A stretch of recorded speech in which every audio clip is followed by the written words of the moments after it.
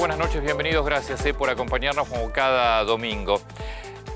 La verdad que hay muchos temas, y muchos temas como para empezar nuestro programa. Por supuesto vamos a hablar del tema Vicentín, absolutamente de todo. Les vamos a contar, entre otras cosas, por qué es una de las operaciones más disparatadas que se les pudo haber ocurrido al gobierno en una suerte de campo, gobierno versus campo, parte 2. Pero ya te lo vamos a contar eso.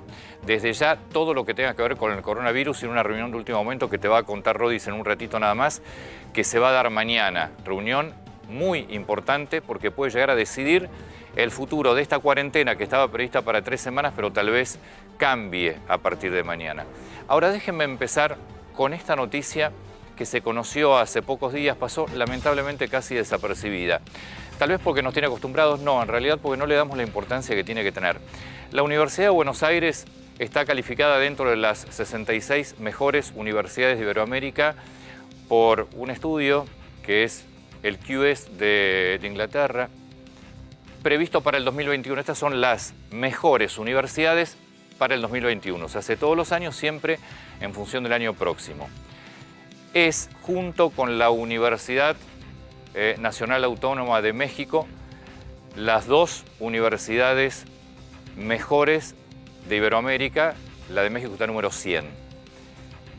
La Universidad de Buenos Aires, y con esto extiendo felicitación gigante a toda la gente que trabaja en la Universidad de Buenos Aires, docentes, alumnos, no docentes, porque la verdad es que no es gente que se está haciendo millonaria trabajando, pero me parece que no tenemos noción de lo que significa para un país tener una universidad entre las mejores del mundo gratis. Es decir, gratis se paga con impuestos, pero para el estudiante es libre. Y es libre de ingreso y es libre de cuota. Y está entre las mejores del mundo. Claro, charlando, esto es una anécdota personal. Mi hija es una de las cientos de miles de estudiantes de la UBA. Estudia diseño industrial, fascinada, ama a su carrera y ama a su facultad. Dentro de un proyecto que está desarrollando, le dije, che, llámate al INTI. Al INTI, INTA y CONICET deberían ser tu Biblia. Bueno, mandó un mail al INTI, el INTI en menos de 24 horas tuvo la respuesta. INTI, también, Instituto Nacional, organismo público. El nivel de investigación que hay en la Argentina, que pueden utilizar los estudiantes, que pueden utilizar las empresas, las pymes que no tienen su presupuesto propio para poder desarrollar, el nivel de investigadores que tenemos en la Argentina. Universidades, digo, yo voy a tomar la UBA porque es la que está clasificada, pero la verdad, la Universidad de Córdoba, la Universidad de La Plata, la Universidad de Salta, de Tucumán, la que vos busques. El nivel universitario de la Argentina es fabuloso y es gratuito. Y si algo necesita un país para desarrollarse es educación de nivel, y si encima es gratuita, imagínense, tenemos un problema serio en el nivel inicial y en el nivel medio. Pero ¿qué pasa en la Argentina que teniendo semejante universidad o universidades, semejantes institutos de investigación, investigadores, qué pasa? Que la Argentina, lejos de mejorar, empeora década tras década. Y pasa que tenemos una clase dirigente que lamentablemente no está de acuerdo a las condiciones o las circunstancias. Y no solamente dirigencia política, dirigencia empresaria, dirigencia sindical. Esto que estamos viendo, esta cuarentena, esta pandemia, dejó al descubierto básicamente lo que es la Argentina. No es que descubrió una Argentina que no se conocía. El 40% de pobres, la concentración en el 1% del territorio. Esta es la Argentina, pero también esta es la Argentina. También esta es la Argentina. Imaginen el país que se puede hacer si tuviéramos en cuenta la educación. Entonces, es hora de empezar a pensar en un país en serio post-pandemia, porque una sociedad educada, obviamente, a esta dirigencia política no la hubiese votado, pero no a esta por Alberto Fernández, a esta en general, a la que hace décadas viene haciendo cada vez peor la Argentina. Porque tampoco la Argentina se hizo daño en un día, en una semana, en 2 años o en 4 o en 10. Se viene dañando hace muchas décadas. La pobreza se viene, lamentablemente, produciendo, aumentando, generando hace muchas décadas. Ahora, en medio de todo esto, tenemos esta educación. gratuita, la buscan de todos lados del mundo. Vienen estudiantes de toda nuestra región. Vienen estudiantes del mundo y egresados los buscan en todo el mundo. Los investigadores argentinos son buscados en todo el mundo. ¿Qué estamos esperando para entender que esta es la Argentina que tenemos que aprovechar? Ya venimos.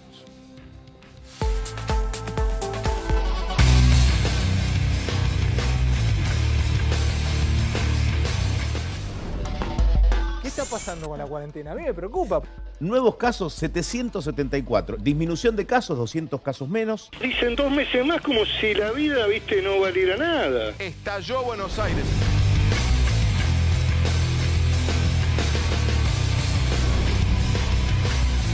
Tenemos una situación crítica. 1.141 casos hoy. Un número altísimo de muertos. Había mucha presencia policial, mucha presencia de los equipos de las comunas que estaban trabajando, todo el área de descentralización. No estamos en momentos para andar corriendo. Estamos para correr de un barrio a otro. El criterio es muy sencillo. Cuando crecen los contagios, no hay más flexibilidad.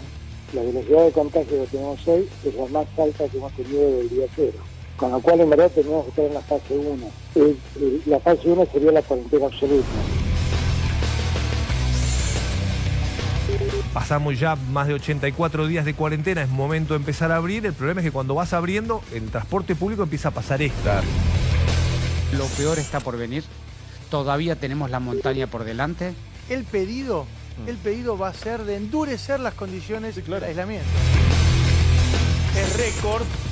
Por lo menos hay más de 500 en la Ciudad Autónoma de Buenos Aires, 565 y 744 en provincia. Hicieron el hisopado en la provincia de La Rioja. Bueno, gracias a Dios, a las 10:30 de la noche, algo parecido, el resultado dio negativo del hisopado.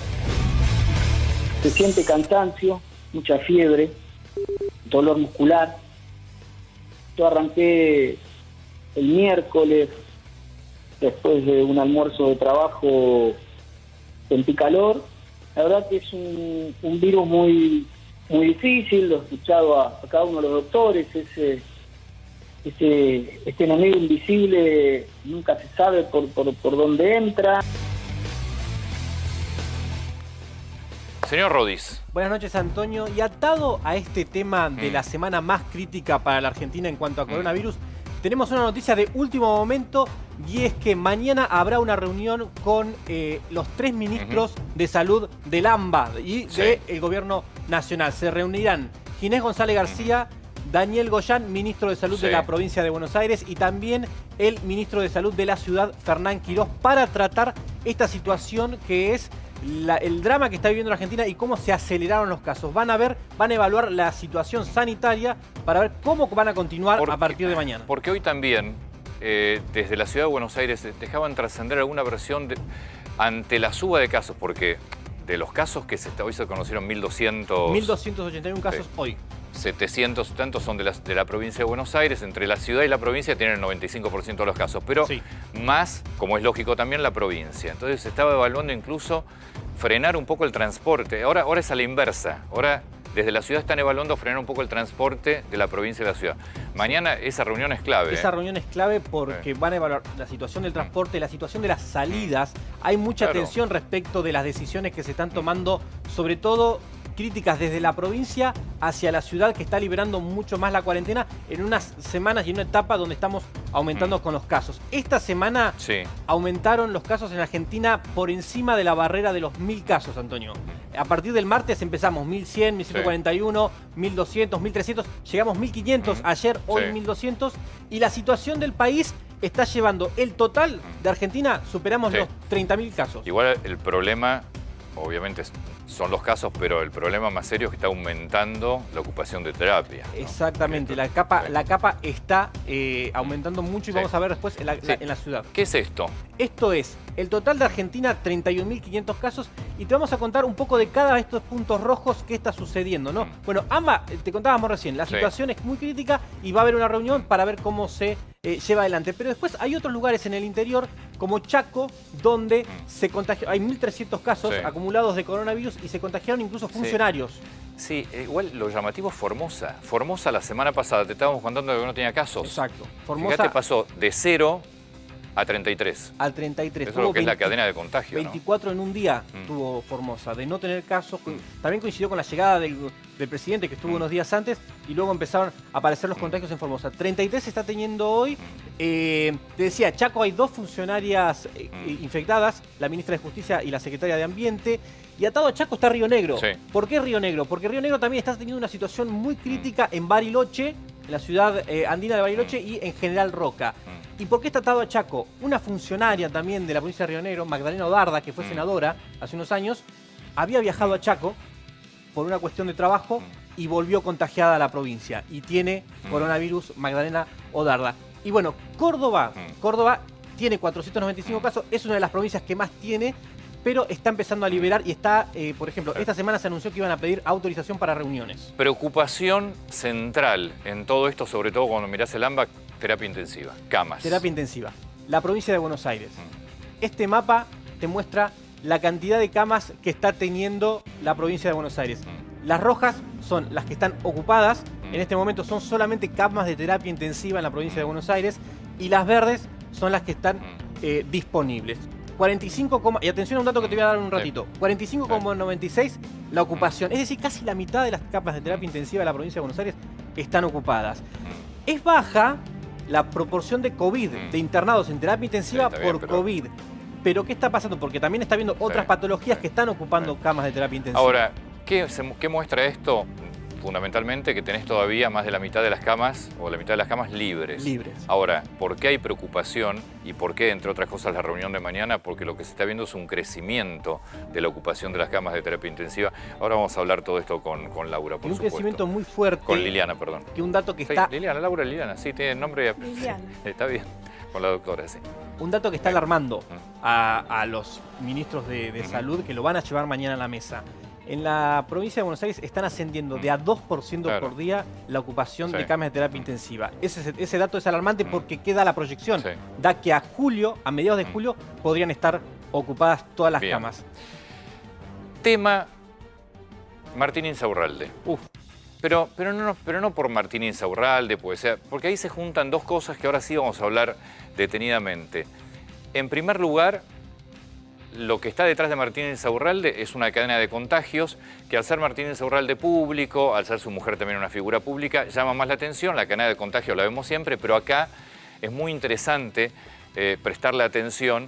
Pero además nos muestra un tema sobre la política que sí toca al presidente. Estaba a un grado de separación de estar contagiado por COVID el presidente. La pasó muy fina. El 12 de junio, el viernes, conocimos que Martín Insaurralde había dado positivo, el intendente de Lomas de Zamora. De inmediato el primer lazo, la primera conexión, el primer contacto el estrecho. Viernes. Sí. Esto fue el viernes. El viernes se supo. Todavía están evaluando desde cuándo lo tiene. El primer contacto estrecho que se evaluó en el imaginario público es su esposa, la conductora Jessica Sirio, quien se tuvo que hacer el hisopado de inmediato, le dio negativo. Ayer se conoció el dato y le dio negativo. Pero también se empezaron a evaluar todas las actividades que tuvo Martín Insaurralde en los días previos a que se supo su COVID positivo. Vamos a pasar a la siguiente placa y vamos a ver con quién se reunió Martín Insaurralde. Y todas estas personas que estamos viendo en la pantalla se hicieron el test. Estas son todos los negativos que se hicieron hoy. Hoy se conocieron. Se conocieron algunos ayer y otros hoy a la mañana. Por ejemplo, Federico Termín, que fue históricamente asesor de Insaurralde, hoy es el presidente de la Cámara de Diputados de la provincia, se tuvo que hacer el hisopado, le dio negativo porque había tenido una actividad el 10 de junio. Acá abajo los vemos a todos juntos. Todos habían estado en esta actividad. ¿Quién más estaba en esta actividad? Federico Tea, también dio negativo, que es el secretario general de la Gobernación, pero hubo un positivo de esa reunión. Alejandro Allegretti, es el vicepresidente de la Fundación del Vapro, dio el positivo de coronavirus.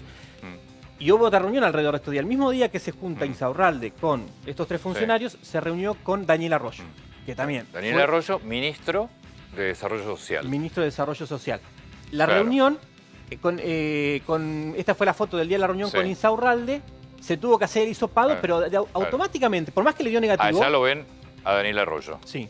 Por más que le dio negativo, cuando todavía no se había hecho el hisopado, disparó una alerta en aquel viaje. En aquel viaje que estaban en la ciudad de La Rioja, donde estaba al lado del presidente y viajó en el avión con el presidente, se tuvo que volver por su cuenta. Sí, el regreso, es decir, se suspendió el vuelo a Catamarca. Exacto. El presidente volvió, pero no con la comitiva completa. Arroyo se quedó en La Rioja. Sí, el presidente mandó un mensaje pidiendo disculpas a la gente de Catamarca, pero también se generó un debate alrededor de esta situación respecto de la salud del presidente y los contactos. De cómo se cuida. De cómo se cuida. Y de cómo lo cuidan en realidad. Bueno, los infectólogos, los asesores médicos del presidente le piden que viaje menos, le piden que circule menos, que esté un poquito más restringido. Y el presidente tuvo viajes en estos días, en estas semanas, por el interior. Mira, esta es una foto que tuvo con Insaurralde hace unos días, pero vamos a ver ahora unas fotos del presidente Alberto Fernández. Claro, por ejemplo, ¿qué está? Mira. Este video. El barbijo abajo y lleno de gente.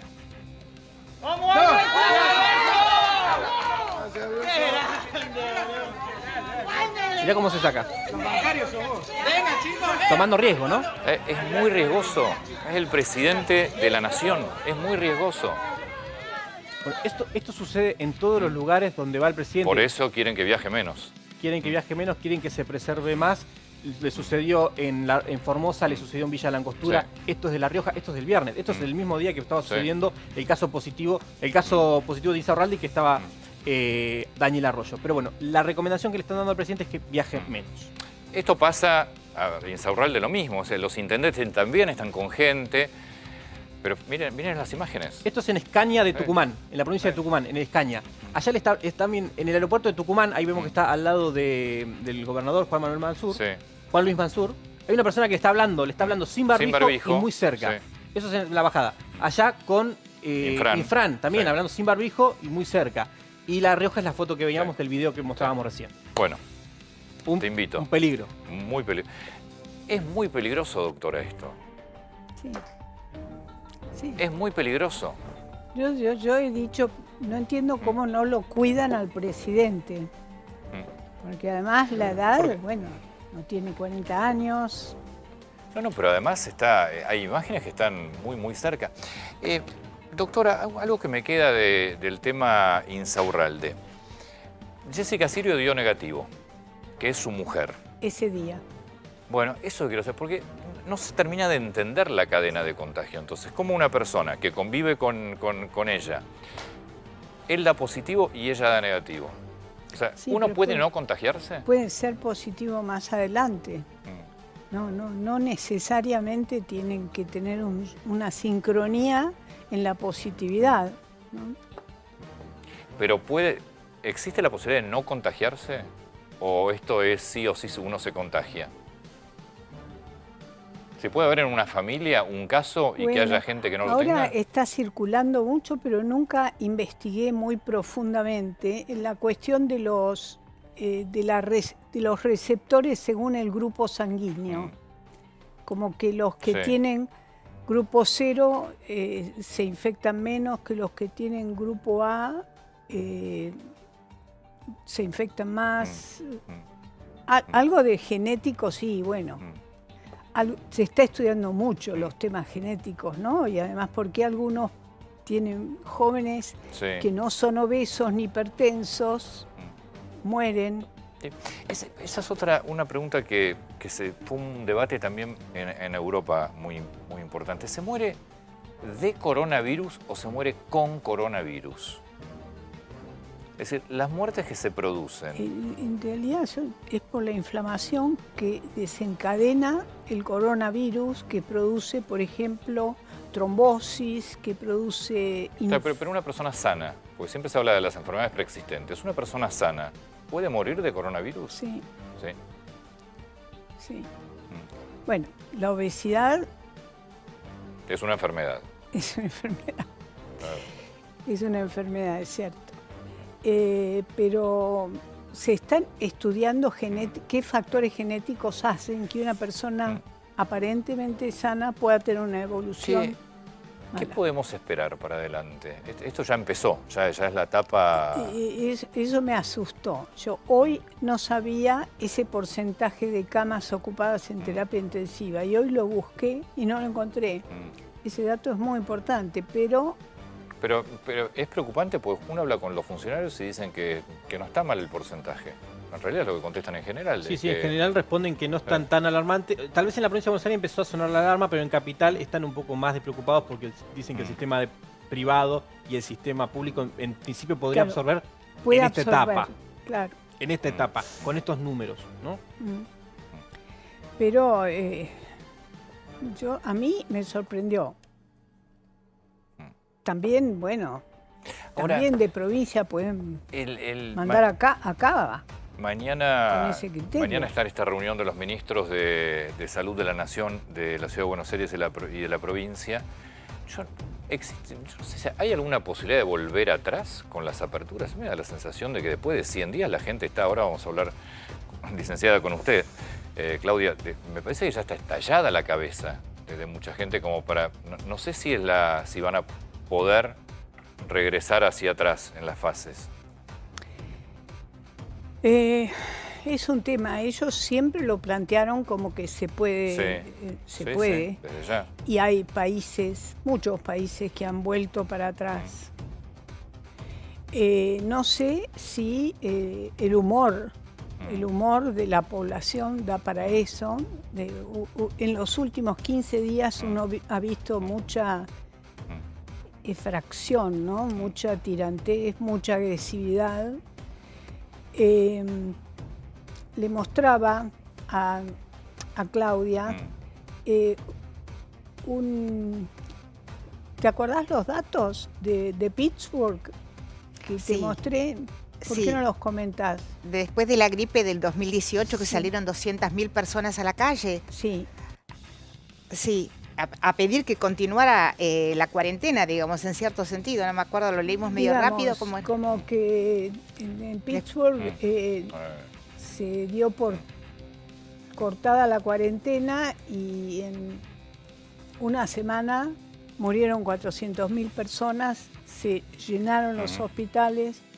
Influenza, ¿no? Es un virus distinto, pero este no es más contagioso. Hay dos temas centrales que a mí me gustaría compartir y hablar sobre ellos. En primer lugar, esta última semana escuchamos y tuvimos mucha información de chicos que se fueron muriendo. Sí. El más sorprendente tal vez, contagiados. El más sorprendente tal vez fue el de Luján, que de golpe 7 chicos aparecieron contagiados. Pero hay un porcentaje que se fue incrementando de chicos contagiados de COVID. El otro que vamos a ver, por supuesto, tiene que ver con esto que decíamos recién, con una sociedad una parte de la sociedad, hablamos sobre todo del AMBA, Ciudad de Buenos Aires y AMBA. La Argentina, por suerte, se vive de otra manera en la mayor parte de su territorio. Pero en esta zona, la verdad, el síndrome de la cabeza quemada me parece que se ve hora a hora, día a día. Los chicos y el COVID. Preocupación en Luján, 7 bebés contagiados de coronavirus. Quiero que se termine todo esto y nada, que se mejore mi hijo y que se mejoren todas las criaturas. Los hospitales de Buenos Aires comenzaron a tener casos de niños positivos a mayor escala.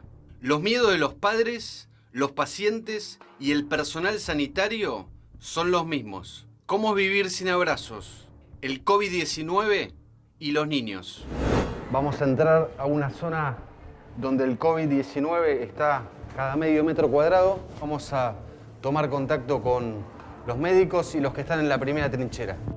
Bueno, esto es la unidad de aislamiento que tiene el hospital de la Sala de Internación General del Policlínico Sofía Santa Marina, ¿no? En las puertas tienen carteles, aislamiento, respiratorio, contacto. Son habitaciones reservadas para pacientes, los cuales están aislados y los cuales cada uno que va a entrar a esta habitación debe tomar todos los recaudos a los fines de protección personal. ¿Cuántas veces te cambias vos por día? Varias. Te perdiste la cuenta ya. ¿Mantenés distancia con tus hijos? Ellos están en otro lado y yo estoy en otro lado. Pero bien, tranquila. ¿Hace cuánto no los abrazás? Hace rato ya. Me imagino debe ser lo más duro eso, ¿no? Y sí, no es fácil. Estar internado en una unidad de terapia intensiva dispara todo tipo de pensamientos. Los cuartos fríos y la cabeza que no para. Miles de papás conviven con un hijo positivo entre la vida y el contagio. ¿Cómo te enteraste que tu bebé tenía COVID-19? Mi marido trabaja en un comedor infantil y una de las chicas que trabaja con él estaba con síntomas. 9:30 nos llaman para confirmar que la chica había dado positivo. El nene se despertó y me dice, me duele la boca. Vino la ambulancia a casa, le hicieron el hisopado y nos aislaron en una habitación. Miedo tengo porque digo, si por ahí no me llegué a contagiar acá, porque se supone que soy negativo, el día de mañana que salga y vaya a mi casa, y si contagio allá en mi casa a mis otros nenes, que por ahí acá lo quiero abrazar y como que me siento rara, como que no sé si lo puedo abrazar o no lo puedo abrazar. Se extraña demasiado a los chicos y más teniendo un bebé chiquitito en casa. Es feo cualquier internación, pero creo que en estos momentos es más feo porque no sabes qué puede llegar a pasar. Empezó a levantar fiebre el domingo a la mañana, llegó a tener 38,5 de fiebre. Entonces agarró y la llevó al hospital. Bueno, le hacían series de PAF y me explicaron que le iban a hacer un hisopado. A mí en ese momento que le hicieron el hisopado me dijeron, no, vos te tenés que quedar acá hasta que tengas los resultados. Y como a las 6 de la tarde del martes me dijeron que mi nena había dado positivo. Yo como mamá traté de hacer todo lo posible para cuidar a mi hija y sin embargo pasó que le dio positivo, ¿no? Pese al temor, los padres deciden voluntariamente abandonar sus casas para pasear con sus hijos en las salidas recreativas. El peligro es real. Salen todos asumiendo las responsabilidades de poder infectarse. A esta altura, prácticamente 100 días, no se puede ya estar en una cuarentena como al principio. Una vez cada tanto sacarla no le hace mal. Nosotros vivimos acá cerca, en un departamento muy chiquito donde no tenemos mucho espacio, tanto yo con mi señora y él, es complicado, no tenemos mucho espacio como para aislarlo, ¿no? Y más por los chicos que tienen que distraerse y estar bien.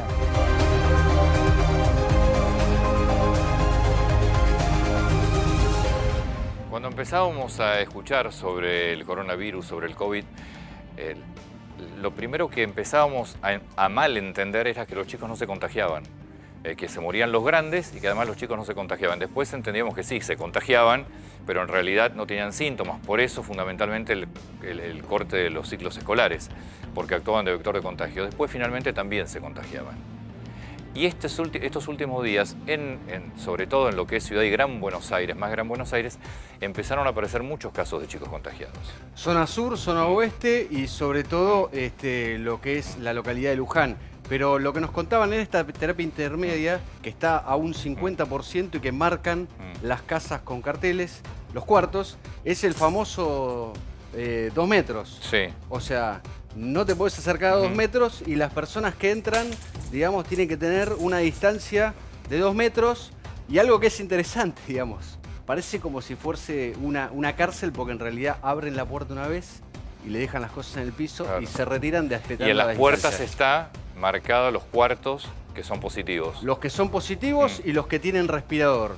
Y hay algo que hay que agregar. Aislamiento, respiración. Aislamiento, respiración y de contacto. Las personas que ingresan a estos lugares, que generalmente son los enfermeros o los médicos, se tienen que cambiar a la entrada y a la salida. Sí, que esa es una de las grandes quejas.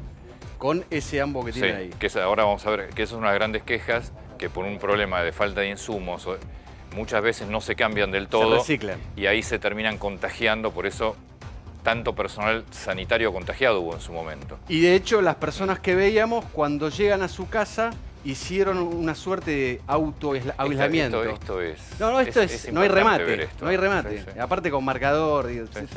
Es aislamiento de contacto. Y además las personas que vuelven a su casa están durmiendo en cuartos separados y no pueden tener contacto con su familia. Seguro.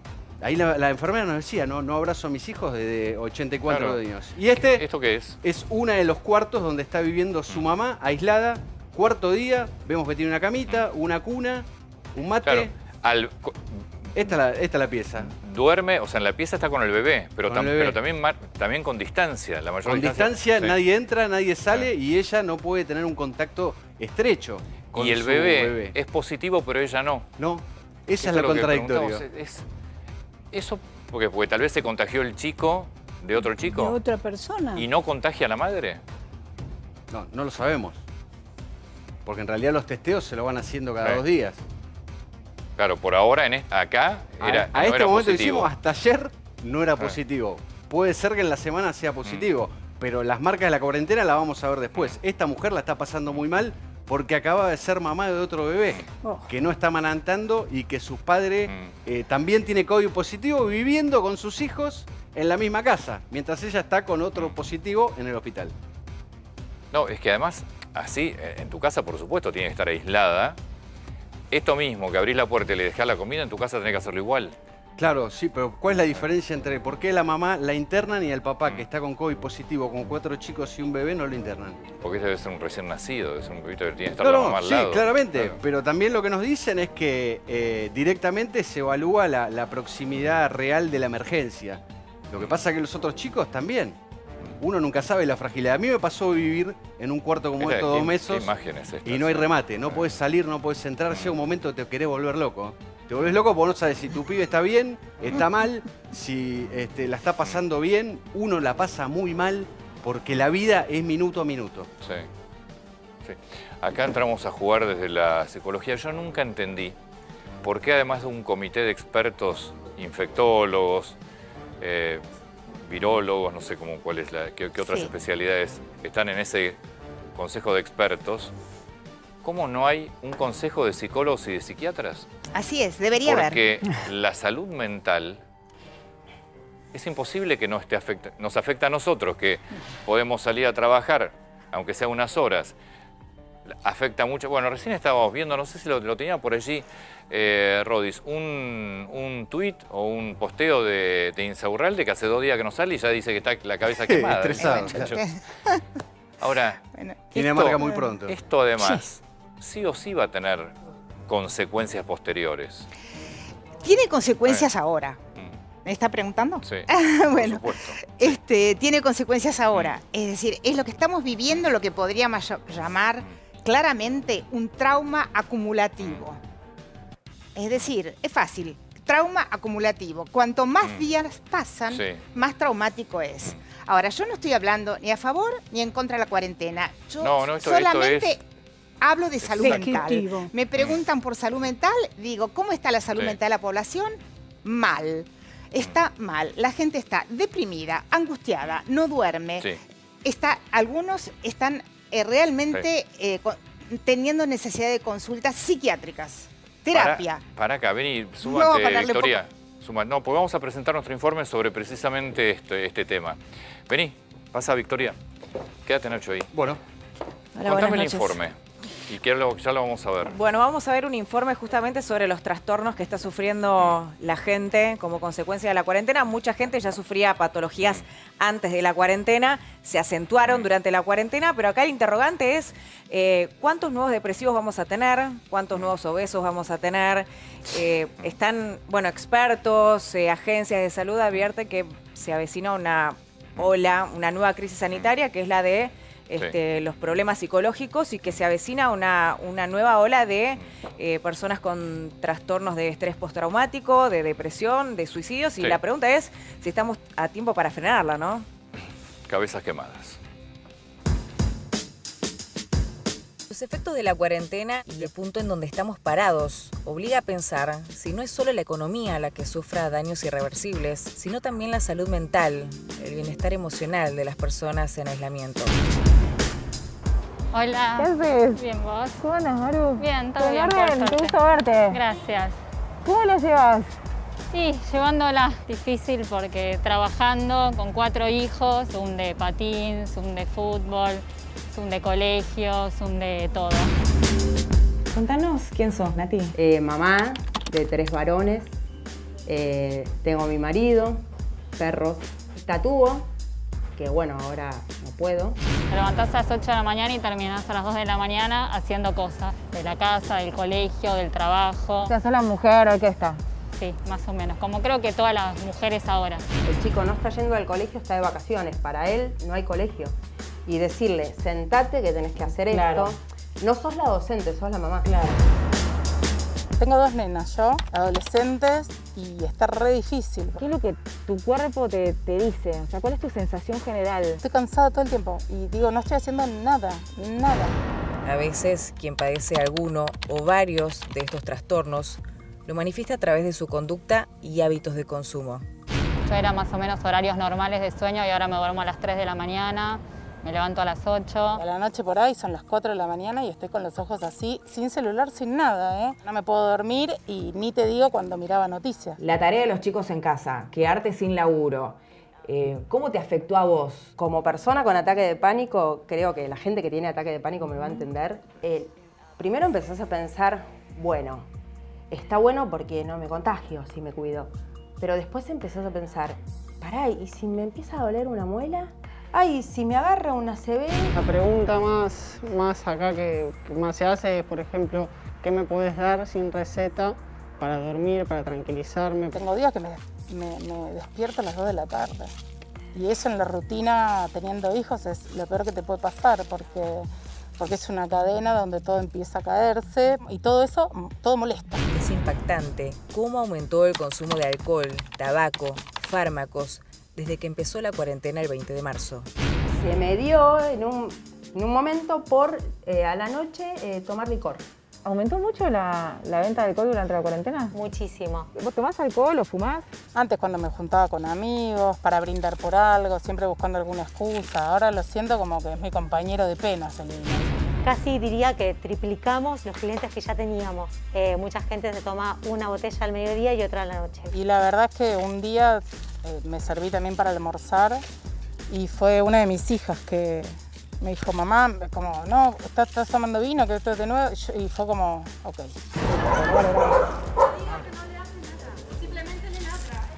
Re violenta la gente. Son 2 segundos que se cruzan, eso te lo quiero. Sí. Re violenta. ¿Vos viste cómo está la gente? Re violenta. Bueno, esto es el síndrome del burnout. Burnout en criollo es estar quemado de la cabeza. ¿Qué pasó hoy al final?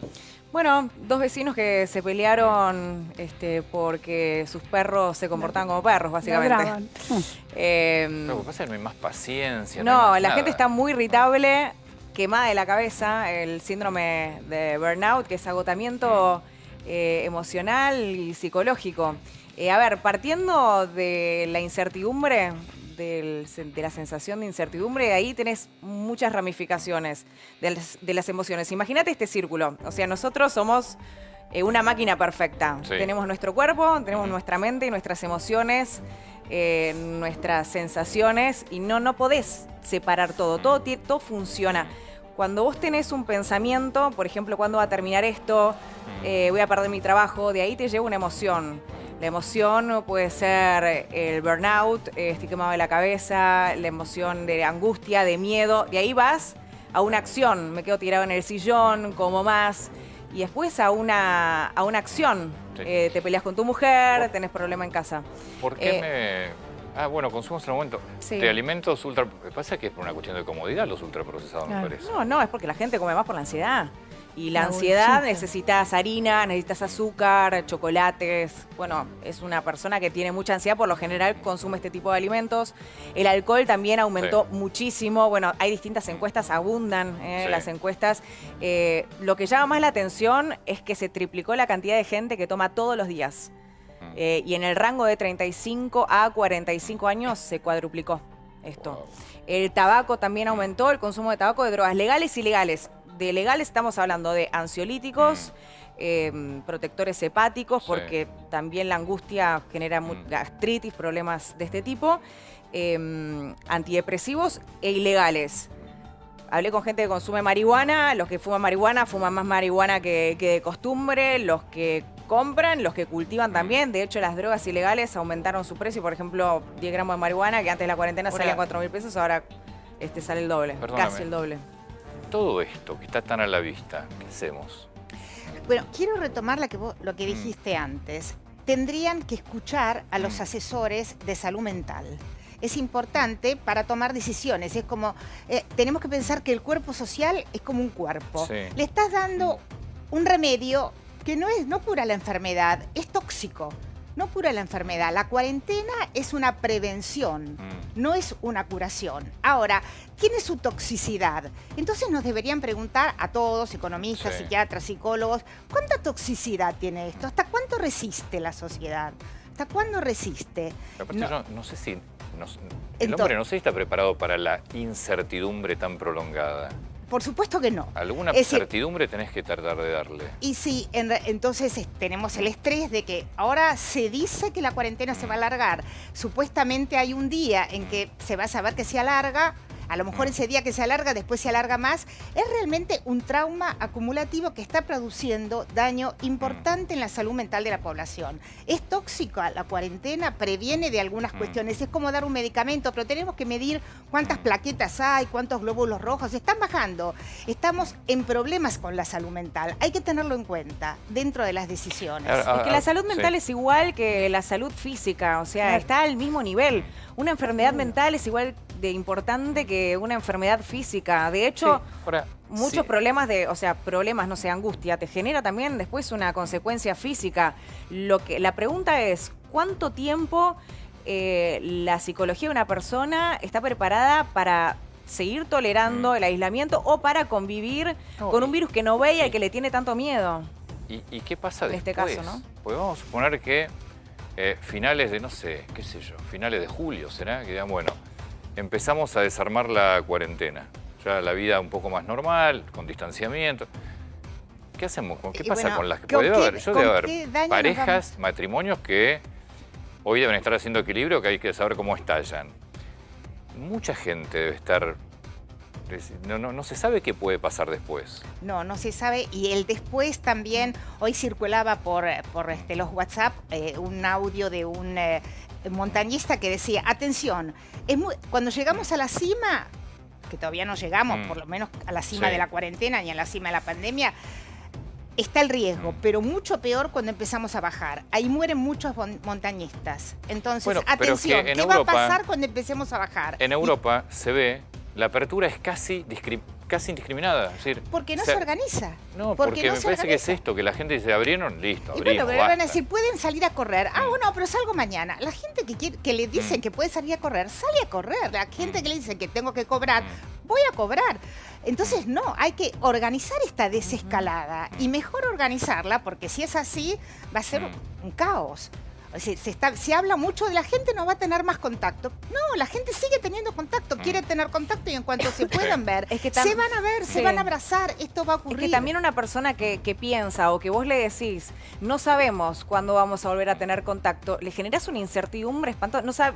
¿Sabes qué? No te puedo decir cuándo vas a poder volver a ver a tus viejos. Chicos, hay abuelos que a los nietos no lo ven hace 3 meses. Claro, no puede ser gratis digan, eso. Pero que te digan, no sé cuándo va a pasar. Entonces, lo que le pasa a la gente, ¿y esto cuándo va a pasar? Es la sensación de incertidumbre. De ahí salen todos los disparadores. Ahora, a mí me gustaría que pararnos es en que la salud mental siempre fue muy subestimada. Hablábamos hace un rato con Antonio fuera de cámara, por ejemplo, la depresión. En nuestro país hablar de depresión es tabú todavía. Es muy difícil que te encuentres por la calle con alguien que te diga, sí, sufro de depresión. La atención física con un psicólogo no está prevista todavía. No, pero la verdad que no, y eso es malo, pero también eso es bastante malo porque se pierde mucho en la falta de contacto físico, pero sí es cierto que se puede hacer mucho virtualmente. No, sí, está bien, pero tenés que tener una casa donde tengas lugar, donde no te estén los chicos. Es decir, no todos tienen esa capacidad. Ah, no, claro, donde no estén los chicos metiéndose para que vos puedas tener tu intimidad. Y no todo el mundo tiene la capacidad también de autorregistrarse, de registrar cómo se siente. Bueno, pero sí, por ejemplo, a una persona le dice, ¿y cómo estás pasando la cuarentena? No, bueno, más o... Y quizás está recontra quemada de la cabeza y no se percibe. Quizás perciben los demás. Por ejemplo, el caso que veíamos de los perros. Vos le preguntás, ¿vos cómo te sentís? ¿Cómo estás? No, yo la verdad que la cuarentena la estoy más o menos llevando, pero percibo que la sociedad está quemada. Por ejemplo, cuando veíamos el caso de... Estamos todos quemados. Estamos todos quemados. Pero, digamos, el nivel de aumento de consultas es muy grande. Digamos, la Asociación Psicoanalítica, yo soy presidenta de la Asociación Psicoanalítica Argentina, tiene una línea de consulta que recibió 800 consultas desde que empezó la cuarentena. Es muchísimo. Consultas gratuitas. La gente dice, necesito un psicólogo, necesito hablar, no doy más, no puedo dormir, tengo angustia, tengo depresión, no me quiero levantar de la cama, me peleo con mi mujer. Hay un montón de temas por los que están consultando personas que no consultaron nunca. Ya vamos a meternos, por supuesto, en la historia, te diría, fuera del coronavirus, es la historia del momento, que es el caso de Vicentín. Ya está Luis Brandoni, vamos a hablar con él, nuestro mano a mano, pero además, dentro de lo que es coronavirus, te vamos a contar algo que no se suele contar, que también son historias muy interesantes, que son las historias de recuperados.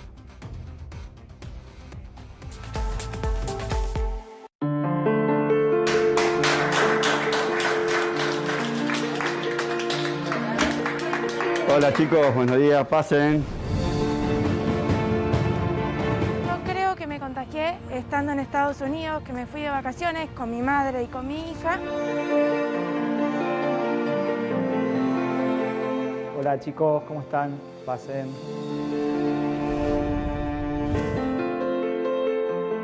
Me internaron en una clínica, estuve mal, bastante mal. No se lo decía a nadie lo que yo pasé. No es simplemente una gripe, una neumonía como es. Eso no avisa, eso entró y no sabe cómo va a salir. Lo grave, no podía respirar, me sentía ahogado. Bueno, se me complicó muchas cosas porque yo estoy operado del corazón.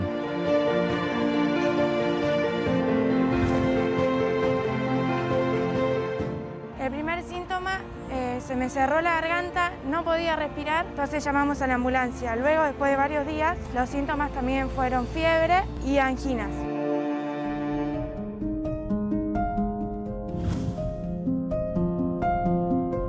Los síntomas empezaron a incrementarse, tuve más fiebre. Un día llegué a 38 y pedí si me podían hacer un test. En realidad fue todo muy extraño, porque cuando me dijeron te vamos a hacer el test, yo pensé que venían a mi casa a hacer el test. Y en realidad me tocaron el timbre, me dijeron bajá. Yo digo sí, ahora les abro. Y me dijo no, tenés que venir con nosotros. Vino una ambulancia, gente que parecía de una película de ciencia ficción, tipo astronautas. Un día prendo la tele y dice primer víctima fatal por coronavirus. Y eso fue como un desgarro porque quizás una de las próximas víctimas puedo ser yo. Me hizo comprender muchas cosas. Inclusive vi a una persona que se me fallece al lado. Vi cómo la sacaban. Le ponían en una bolsa y no veía más a la familia. Cuando me dieron el alta en la clínica, lo primero que hice fue prender la manguera y empezar a regar plantas. Y sentir el agua en los pies y, no sé, sentir que estaba vivo. Tuve mucho miedo de pensar que mi hija se podría quedar sin mamá. Lo de donar plasma fue una experiencia extraña porque mientras estás ahí te cuentan y te hacen entender que ese pinchazo y esa sangre tuya va a transformarse en posibles 3 o 4 vidas que puedas salvar. Si fuiste paciente de COVID, por favor, andá y dona plasma. Es unos minutos nada más y con eso ayudás a una persona. Es una sensación lindísima.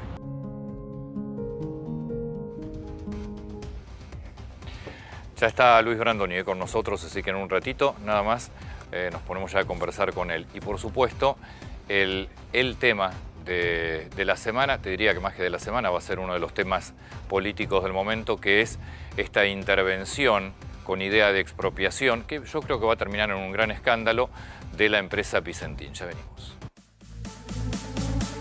Sí, es muy difícil, pero lo más curioso es que es difícil para casi todos los actores del mundo.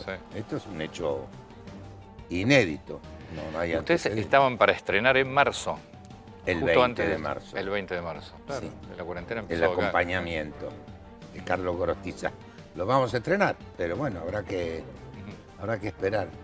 O ir a no me alguna, imaginaba o ir a que alguna hubiese- provincia. ¿Eh? O ir a alguna provincia. Hay algunas provincias que se va a poder hacer teatro, sí, ya lo sé, por la Asociación de Productores de Teatro. Hay provincias como Mendoza, San Juan probablemente, y algunas otras más, que se va a abrir la actividad teatral. Ahora, van a tener que reformular algunas escenas, me imagino. Dependen de los espectáculos. Nosotros vamos a hacer un espectáculo muy pequeño, en el sentido de que somos 2 actores con una escenografía no muy imponente, pero hay otros espectáculos con músicos, con elencos numerosos que les va a resultar escenas románticas, difícil. las tenés que evitar. Escenas románticas las tenés que evitar. Claro. Bueno, eso, ¿qué querés que te diga? Claro. Nosotros, por suerte, no tengo ninguna escena romántica está bien, con David Di Napoli. Está perfecto. Ninguna. Entonces, en ese sentido lo podemos hacer. Podemos, de repente, con una capacidad reducida de espectadores de acuerdo a las dimensiones de la sala, se va a poder hacer.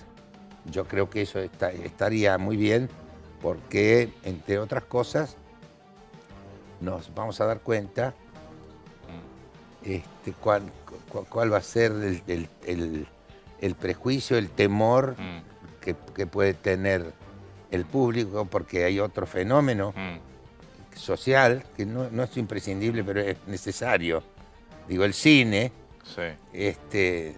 es necesario y el teatro también es necesario, como la música. Uno puede vivir sin la música, pero la música hace la vida más agradable. La música tiene una forma, distintas formas de disfrutarla. ¿Te referirás a cierto temor que puede quedar en la gente? Claro, hay que ver qué es lo que puede. Mirando las imágenes de Europa, por ejemplo, la verdad que en los restaurantes fue la gente a los bares. Sí, yo estoy hablando del teatro, Pero pero también están Es que yo, están al lado, ¿sabes en qué confío? En que va a haber un síndrome de abstinencia tan grande que la gente va a ir. Porque además, bueno, no hay... los refranes por algo duran. No hay mal que por bien no venga. Se han dado unas panzadas los espectadores con el teatro por televisión y las series por televisión, y ver un espectáculo que empieza y termina en vivo, como es esta vieja, este viejo hábito del teatro que tiene más o menos 4.000 años y la gente sigue yendo, es porque alguna magia tiene, y en eso yo confío mucho. Yo creo que va a ir la gente en eso. Yo creo también. ¿Cómo la venís llevando toda esta cuarentena? Larga, ¿no? Por supuesto. Debo decir que con ciertas dificultades, con dificultades, yo no tengo, digamos, problemas en mi bienestar personal, que es muy módico, pero, en fin, tengo una persona que trabaja en mi casa, pues salgo yo también cuando necesito hacerlo, hacer las compras, estoy confortablemente bien, pero a veces se me hace difícil. Sobre todo, me di cuenta hace poco, se me hace difícil en las mañanas, porque durante muchos años trabajé, pude trabajar mucho, y siempre había que hacer a la mañana, digamos. Salvo cuando éramos muy jóvenes, que siempre era temprano y nos levantábamos tarde y no teníamos ninguna sensación de culpa. Ya ahora me interesa disfrutar el día. Y la mañana, sabiendo que no tengo nada que hacer, eso me cuesta mucho. Yo había jurado que la vida del actor te llevaba noches largas y mañanas de sueño. Porque realmente las obras de teatro... Yo te voy a explicar. Así era hasta que se inventó el videotape. Sí. Porque antes la televisión y el cine también tenía horarios más humanos, el cine. Y la televisión se hacía, cuando no existía el videotape, a la hora en que salía al aire, porque no había grabaciones. Cuando aparece el videotape, ahí se cambia todo el régimen que llevábamos los actores. Como alguien dijo cuando se produjo el advenimiento del videotape, dijo, pero yo me dediqué a esto para levantarme a mediodía, ¿no? Esto no es lo que yo quería. Entonces eso se acabó. Ahora los actores tenemos que madrugar a veces mucho. Así que las mañanas es donde más sentís. En la mañana siento que no tengo que hacer. Y eso para alguien que lleva 60 años trabajando se hace difícil. Más allá de que uno tiene el teléfono, bueno, estoy disfrutando de, creo que como nunca, de mi biblioteca, tengo mis afectos, puedo ver de pronto a mis nietos, a mis hijas, un poco, pero todo esto muy limitadamente. Pero eso se puede hacer. Eso no forma parte del hábito del trabajo.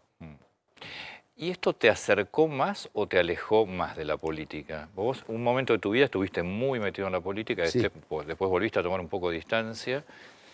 Me daría la sensación como que te volviste a enfocar mucho más en lo de actor y creo que seguís más enfocado en eso. Pero No, sí, pero pero siempre me ha interesado. Lo que pasa es que yo no soy un...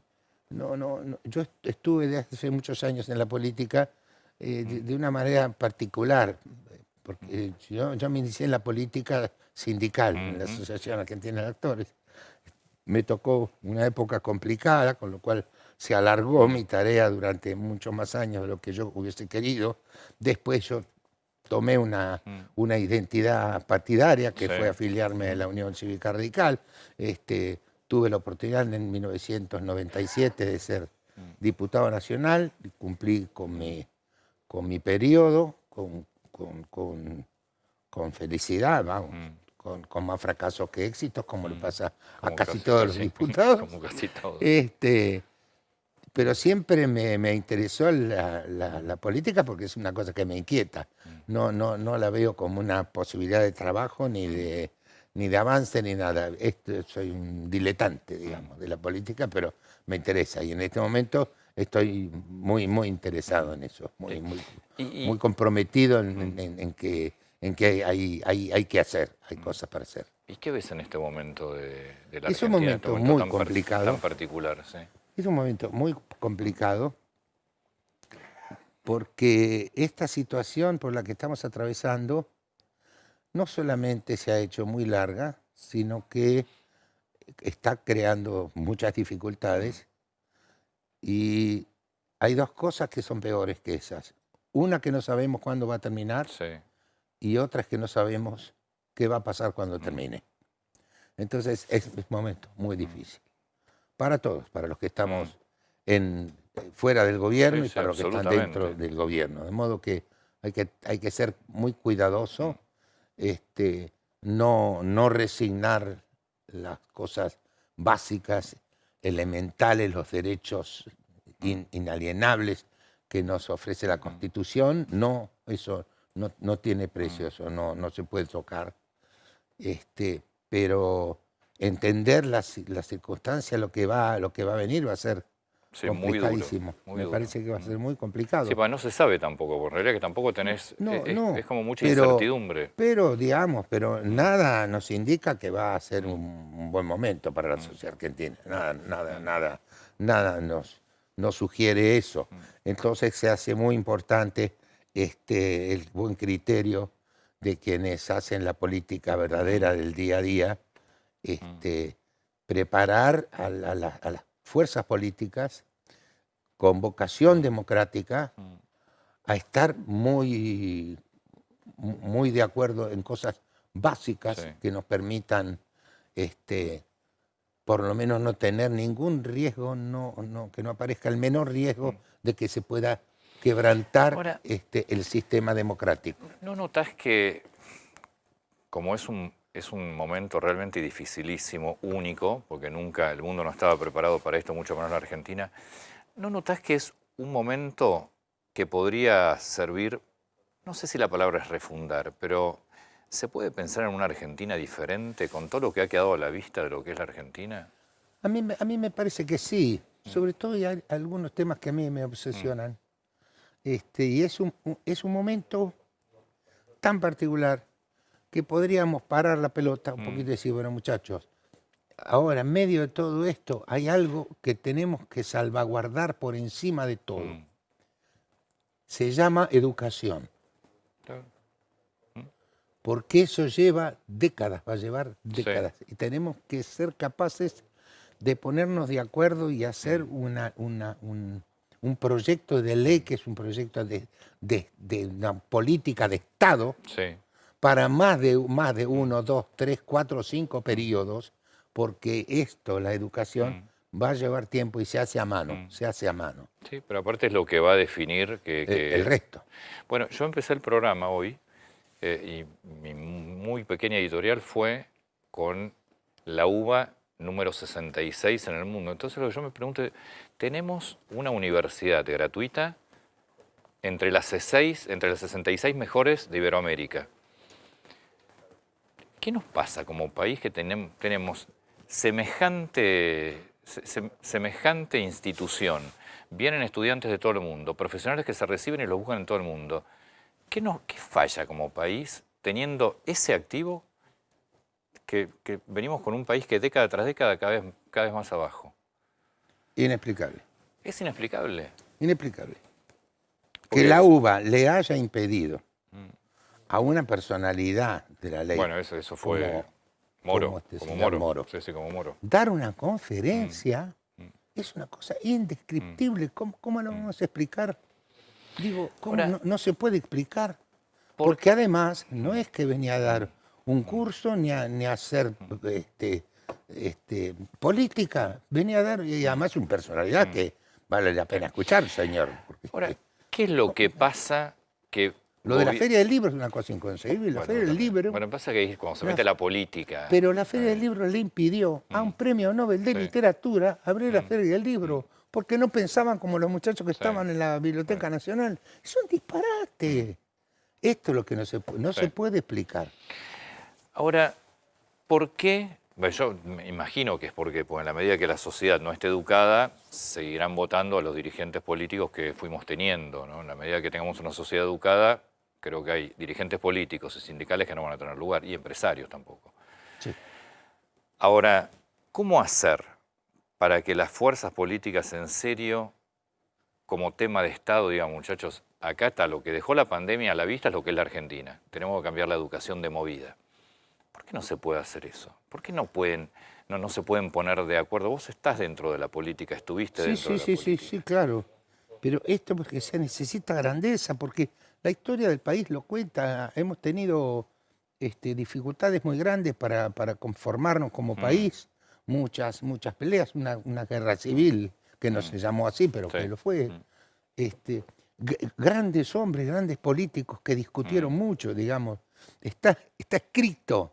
La controversia que tuvieron entre Sarmiento y Alberdi está escrita. Pero fueron dos grandes hombres de la República.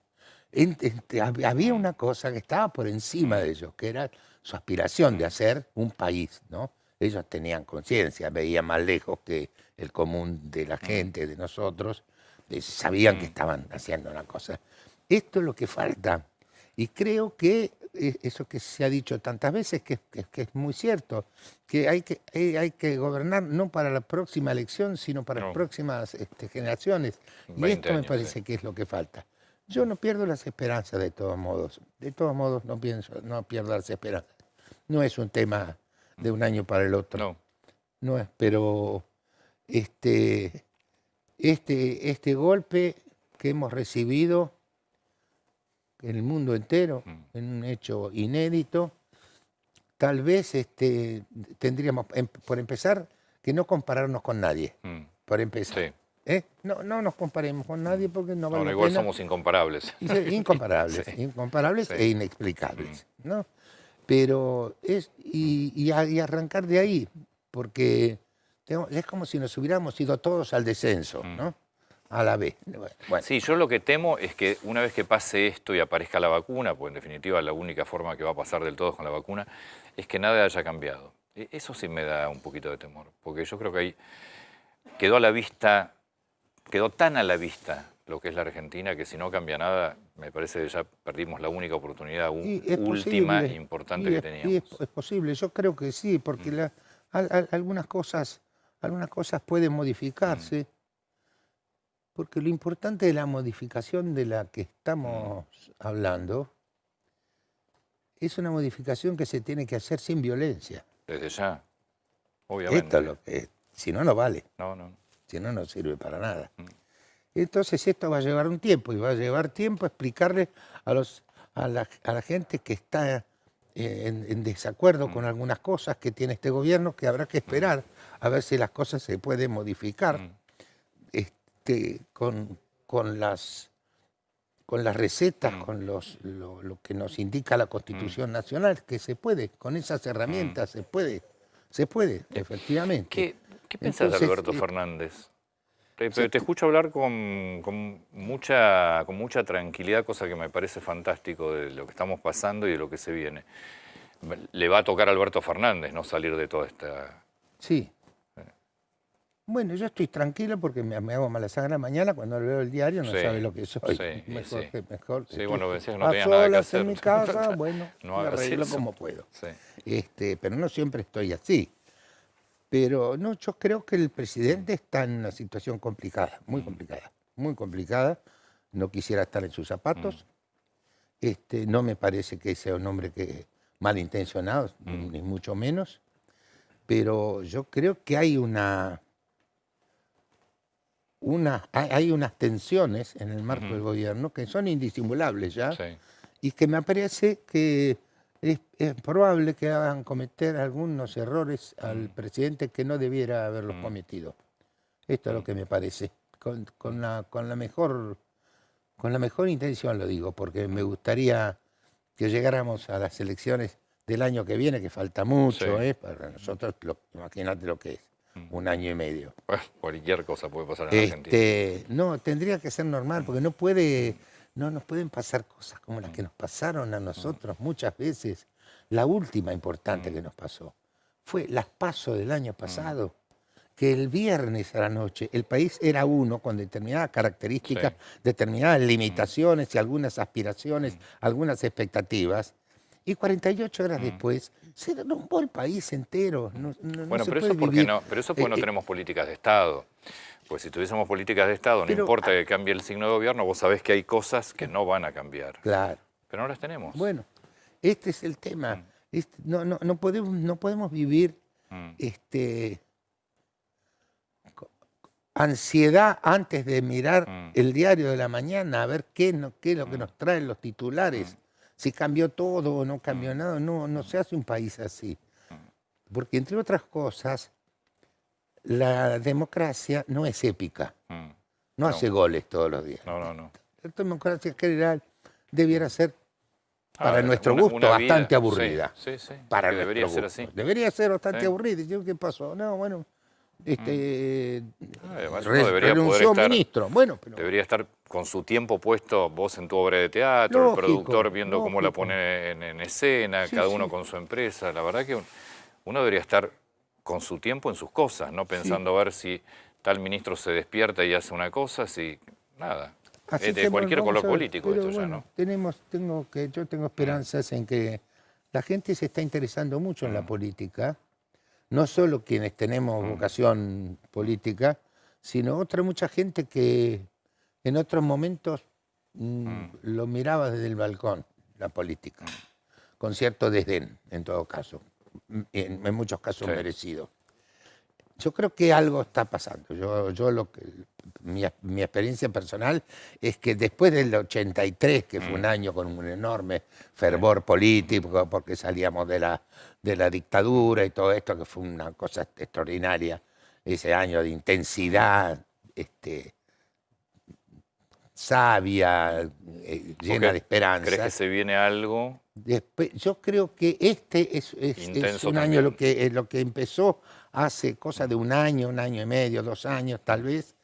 Hay un interés de gente que no quiere cobijarse bajo el paraguas de ningún partido político, pero que tiene algunas convicciones que son importantes. Por ejemplo, convicciones democráticas, que quieren una república. Que la justicia funcione. Claro, eso.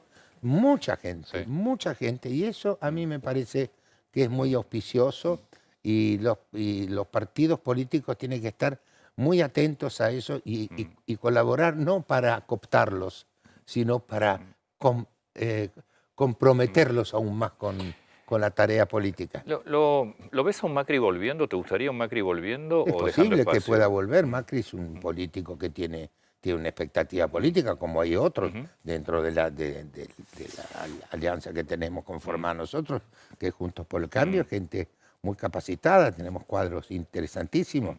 Así que no veo por qué no. Esto es una de las cosas que se dice, bueno, ya murió. No, pero puede ser que, yo no le pregunto si se murió, digo, tal vez él mismo dice, prefiero correrme, ¿vos querés? Yo creo que no. ¿Te gusta? Yo creo que no. No lo sabemos, porque yo creo que todavía me parece que Macri está terminando el duelo.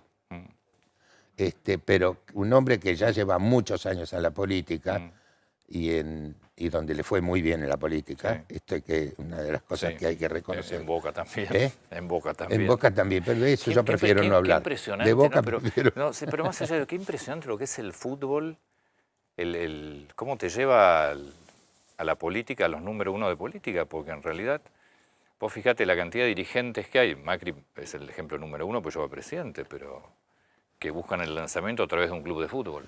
Eso sería como un trampolín, no sé. Un gran trampolín. Conmigo no cuenten. No, yo tampoco. No digo conmigo no cuenten porque yo me enojé para siempre del fútbol. ¿Ah, sí? Sí, yo soy socio vitalicio de River, pero no quiero saber más nada. Pero mirá que... No, ya no. Mirá que le fue bien, ¿eh? Sí, claro. Por favor. Y he visto... No te puedes... Y he visto muchos equipos extraordinarios. Padecimos los 18 años sin campeonato, todo lo demás. Pero no quiero serme cómplice de una situación que me avergüenza. Somos el único país del mundo donde la hinchada visitante no puede ir a ver a su equipo. Sí, eso es cierto. Del mundo. Sí, es cierto. Somos... La FIFA tiene 2 miembros más que las Naciones Unidas. Únicos. Y no me quiero hacer cómplice de eso. Por eso a veces cuando puedo, como anoche, pero no es que estás enojado con River, a la casa de un amigo a verlo a Messi, que me alegra la vida. Porque me gusta, es el deporte más lindo del mundo, por algo es. Le cambia la vida a todos los pueblos. Lo de los visitantes es una cosa... bochornosa.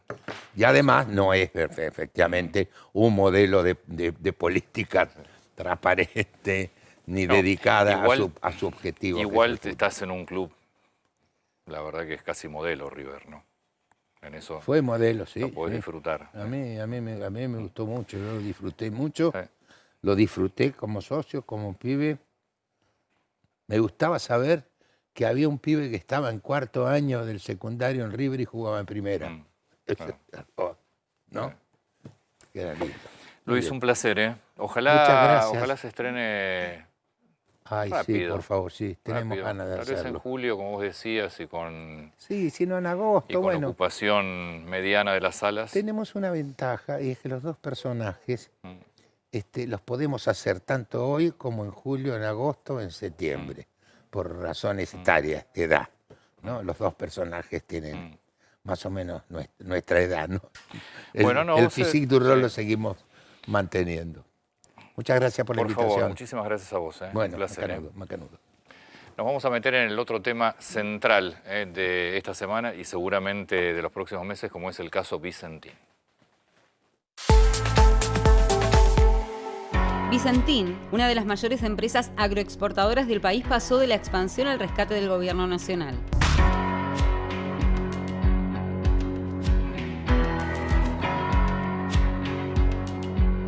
En 1929, Roberto, Máximo y Pedro Vicentín crearon la empresa en Avellaneda, Santa Fe. En 1979 se expandieron al instalar una fábrica en San Lorenzo y el año pasado el grupo Vicentín cumplió 90 años. Nos enorgullece ser una empresa argentina y familiar, que sigue creciendo sin perder el legado de sus fundadores, los hermanos Vicentín, quienes con visión de futuro y progreso siempre creyeron en el potencial de este país y de su gente. Mi abuelo fue Roberto Vicentín, uno de los fundadores, junto con sus 2 hermanos y uno de sus tíos. Y en Avellaneda, Vicentín es nuestra familia. Desde 1929 hasta la actualidad, formaron un grupo exponencial de 9 empresas. Antes vendíamos poroto de soja, ahora estamos vendiendo aceite, pellets, glicerinas, biodiesel, bioetanol, lecitinas. ¿Y por qué no empezar a vender carnes? En los últimos años, además de impulsar grandes empresas, estuvo en boca de los medios por algunas explosiones e incendios en sus plantas. voraz incendio en una cerealera en Santa Fe, en la provincia de Santa Fe. Ya el primer reporte habla de personas heridas. Un incendio en uno de los tanques de biodiesel de la empresa Vicentín, esto es en la localidad de San Lorenzo. Vicentín es una empresa exportadora del 85% de su producción, pero en la actualidad se declaró en crisis, por lo que el gobierno nacional decidió la intervención de la firma y estalló una interna política.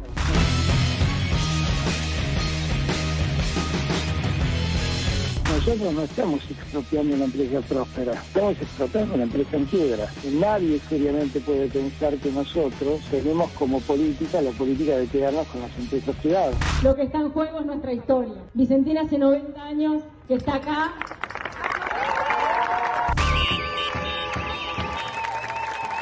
Vicentín pasó de ser una de las mayores empresas argentinas con dominio en el mercado agroexportador a ser intervenida por el gobierno nacional. ¿Qué decretará la justicia? ¿Qué pasará con los empleados de la firma? Lo que hace el Estado Nacional con esta intervención y el envío del proyecto de ley de expropiación al Congreso es rescatar una empresa que, de lo contrario, si quiebra, no le va a pagar a nadie.